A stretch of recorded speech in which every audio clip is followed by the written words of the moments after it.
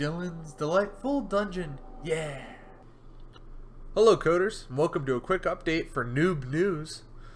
Today we're just going to talk about real quick the stream that just happened for Call of Duty World War II.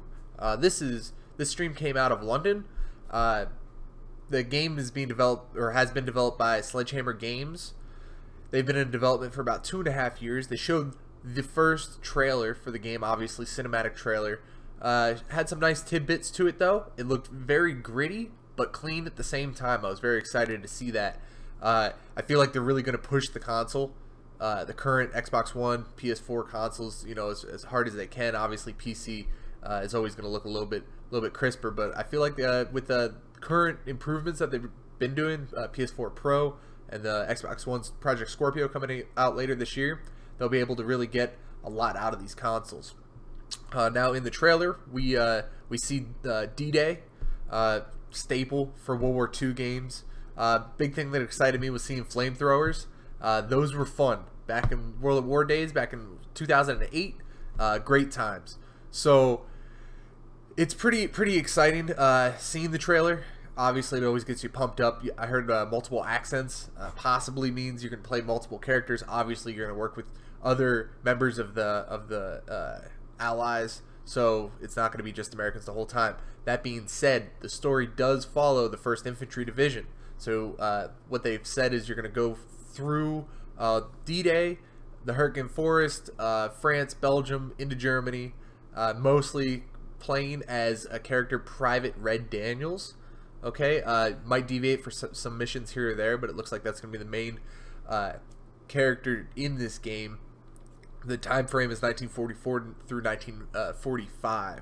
Okay, they're really going back to their roots in the stream and the interviews preceding the trailer, or happening after the trailer, and then with not only the developers but the voice cast. They've repeated this over and over and over. Back to the roots, back to the roots, and I feel like they're really emphasizing that, saying that they're getting rid of a lot of the current gripes that people are having by doing that. Going to go back to that, you know, fast-paced first-person shooter, gotta be Twitch shooter, you know, none of this jumping around craziness. So it's nice that they didn't try to incorporate that in some crazy way. They're going more realistic, this universe, you know, not some alternate timeline sort of thing. The story, they hit on it multiple times. It's gonna be dark, but visually beautiful at the same time, which is gonna really, you know, grasp the audience. I think this is like there are multiple articles talking about how gaming and entertainment in general, that's how we're telling our history. This is touching a brand new generation of you know, gamers out there. The last Call of Duty game was almost that hit World War II was almost 10 years ago now. And you know, awesome, wonderful movies like Saving Private Ryan, 20 years ago. All right, so we're hitting people who really haven't touched on World War II in the media, you know, in years. Might not have seen much, you know, these younger kids, teenagers and the such. So it's nice to be hitting that back. They did mention that beta there'll be a beta multiplayer later this year. It's gonna be a private beta. So I would look into their website, try to get signed up for that if any of you coders are interested in that. So when they went into developing this game, they mentioned that no battle was too big and no detail too small. That was really good to hear. I saw that they incorporated a historian in the development. They had a lot of hands-on research. The whole development team, they actually went through the routes, the locations, used vehicles, weapons, went to gun ranges, got authentic sounds, feels, looks of the weapons and the era as a whole, it seemed. So I was really happy to see that the historian was part of that. And then based off of that, they also went and watched old footage, Axis and Allies footage that is available. And that's what they try to, you know, form their AI around, was how people actually fought, because this was a war that, you know, it encapsulated everybody. Not everybody out there is a super soldier. So they said they really try to base it off how it was, you know, really visceral. It was a big word they kept hitting on, trying to just really show what it, you know, it was an all-out war. you know, it was terrible times. So it'll be interesting to see how they encapsulate that, and they've done it in movies in the past where they show, you know, strong and weak characters, and I think that'd be good to see in a video game. You know, have some characters that might not pull through, keeps you guessing, and you know, it makes it more interesting story.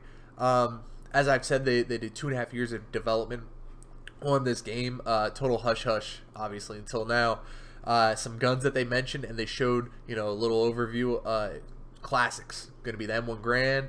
You got the MG42 light machine gun from the Germans. Death on the battlefield, that thing. All right, you got the M1903 sniper rifle, and nice thing that I want to touch on that is that they mentioned that you will be able to use it scope and no scope. That was one thing I really wanted to come back from the World at War game, was the ability to use bolt actions with no scope.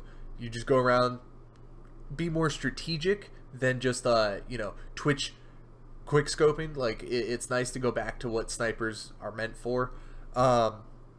Locations we already hit on, and then they rounded it off talking about that there is a mostly, so there's 3 modes. So it's gonna be single player, multiplayer, and zombies, and then a third mode that's a co-op. Okay, but it's separate from the single player storyline, and from the picture that they showed, it's going to have something to do with zombies incorporated in that. They said it's about towards the end of the war, Third Reich trying to develop super soldiers. They showed a crazy sewn together zombie looking dude. That's really exciting. The developers said that it's more of a horror story, so it's definitely going to be, that's going to be their like deviation from reality. Obviously the zombie world, all that, but it will be nice to have both single player and co-op options instead of just going, you know, single player multiplayer. I like that. They've done a lot of story through the zombie games in the past, and those are practically co-op at this point anyway, but it's nice to have a developed story and not just Easter egg development. And then lastly, we're going to talk, they didn't want to put much out about the multiplayer, which is, you know, every big Call of Duty fan's, you know, main hard-hitting point, either that or zombies. All right, so the multiplayer they're going to talk about a lot more during E3. 3 big things that I want to hit on. They mentioned war mode, so they said it's going to be kind of like a capture points, but they said it evolves as the battle goes on. I'll be excited to see how many players are able to be in those lobbies. War, you know, you think larger scale, maybe 32. That'd be insane for a Call of Duty game.